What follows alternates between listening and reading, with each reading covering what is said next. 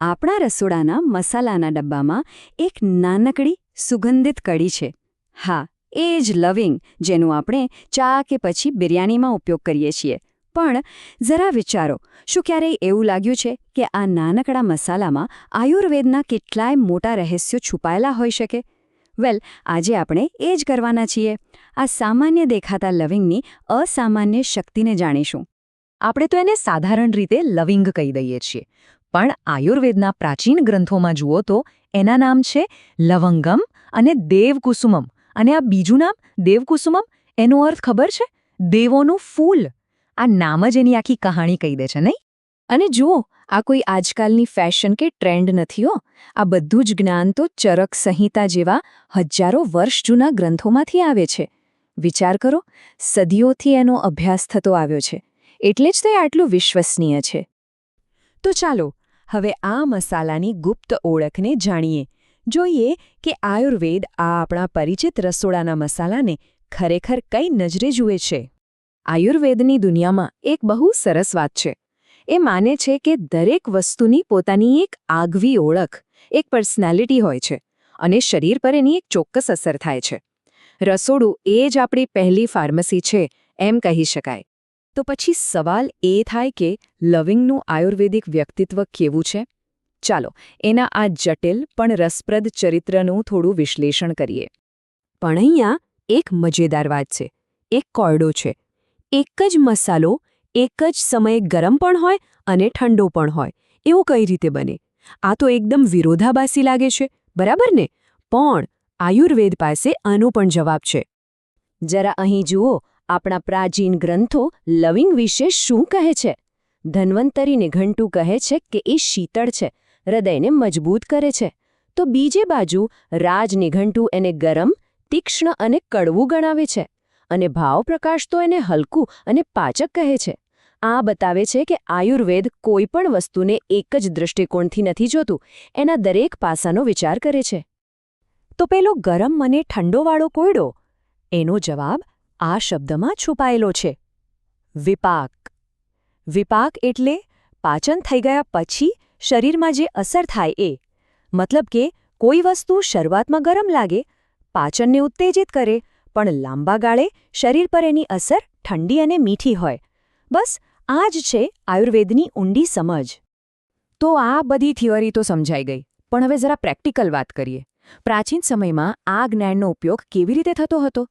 ચાલો એના કેટલાક વ્યવહારુ પ્રયોગો પર નજર કરીએ.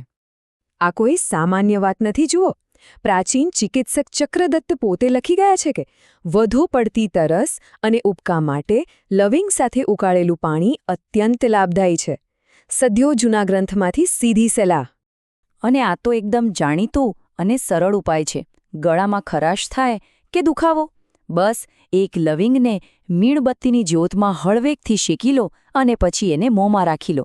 યાદ રાખજો, ચાવવાનું નથી, બસ એનો રસ ધીમે ધીમે ઉતરવા દેવાનો છે. તરત જ શ્વાસમાં તાજગી લાગશે, ગળાને આરામ મળશે અને પેઢા પણ મજબૂત થશે. લવિંગ એ ખાલી એક જ બીમારીની દવા નથી. એ તો જાણે એક આખું નાનકડું દવાખાનું છે. શ્વસનની તકલીફ હોય, જેમ કે ઉધરસ કે અસ્થમા, એમાં લવિંગ આદિ ચૂર્ણનો મુખ્ય ભાગ છે. સાધારણ શરદી હોય તો એની પેસ્ટ કપાળ પર લગાવાય છે. પાચન માટે તો સિંધવ મીઠું સાથે અક્સીર છે. અને દાંતનો દુખાવો, એના માટે તો એના તેલનો ઉપયોગ સદીઓથી થાય છે. તો સવાલ એ છે કે જે વાત હજારો વર્ષો પહેલાં ઋષિઓએ કહી, શું એની પાછળ કોઈ વિજ્ઞાન છે? ચાલો હવે જરા આ મસાલા પાછળના વિજ્ઞાનને સમજીએ, એની અંદરની શક્તિને ઓળખીએ. લવિંગની મોટાભાગની ઔષધીય શક્તિ આવે છે એના તેલમાંથી. અને તમને જાણીને નવાઈ લાગશે કે લવિંગમાં લગભગ 18% જેટલું ભારે અસ્થિર તેલ હોય છે. આ આંકડો જ એની તાકાતનો પુરાવો છે. અને આ તેલમાં શું છે? વેલ, એમાં કેરિયોફિલિન, યુજિનિક એસિડ, ટેનિન જેવા ઘણા રાસાયણિક ઘટકો છે. હવે આ નામો ભલે આપણને અઘરા લાગે, પણ આ જ તત્વો લવિંગને એના જાદુઈ ગુણધર્મો આપે છે. બસ આ જ ઘટકોને કારણે લવિંગ એક શક્તિશાળી એન્ટિસેપ્ટિક અને જર્મિસાઇડ બને છે. મતલબ કે એ જંતુઓનો નાશ કરે છે. સાથે જ એ શરીરમાં લોહીના પરિભ્રમણને ઉત્તેજિત કરે છે અને પોષણને પ્રોત્સાહન આપે છે. હવે સમજાયું કે એ આટલું અસરકારક કેમ છે? પણ એક વાત સમજવા જેવી છે. આયુર્વેદમાં લવિંગનો ઉપયોગ ભાગ્યે જ એકલો થાય છે. એ તો એક મોટી સિસ્ટમનો, એક મોટી ટીમનો ભાગ છે. ચલો જોઈએ કે એ બીજા ઘટકો સાથે મળીને કેવી રીતે કામ કરે છે. આ એક ક્લાસિક ઉદાહરણ છે, ચતુઃ સમચૂર્ણ. નામ પરથી જ ખબર પડે, 4 વસ્તુઓનું મિશ્રણ. એમાં હરડે, લવિંગ, સિંધવ મીઠું અને અજમો બધું જ સરખા ભાગે હોય છે. અને આ મિશ્રણ પાચન માટે જબરદસ્ત કામ કરે છે. આ જ તો છે સંયોજનની તાકાત. અને આયુર્વેદની આ જ તો ખૂબી છે. એ કેટલું વ્યવહારુ છે.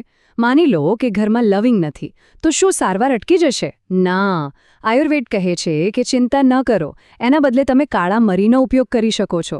આને પ્રતિનિધિ દ્રવ્યો કહેવાય છે. કેટલું અદ્ભુત છે નહીં? તો આ આખી વાતનો સાર એ છે કે આપણું રસોડું ખાલી ખાવાનું બનાવવાની જગ્યા નથી, એ એક ઔષધાલય છે. હવે એક સવાલ કે આપણા રસોડામાં લવિંગ જેવા બીજા કયા પ્રાચીન ઉપચારો આપણી નજર સામે છુપાયેલા છે? જરા વિચારજો.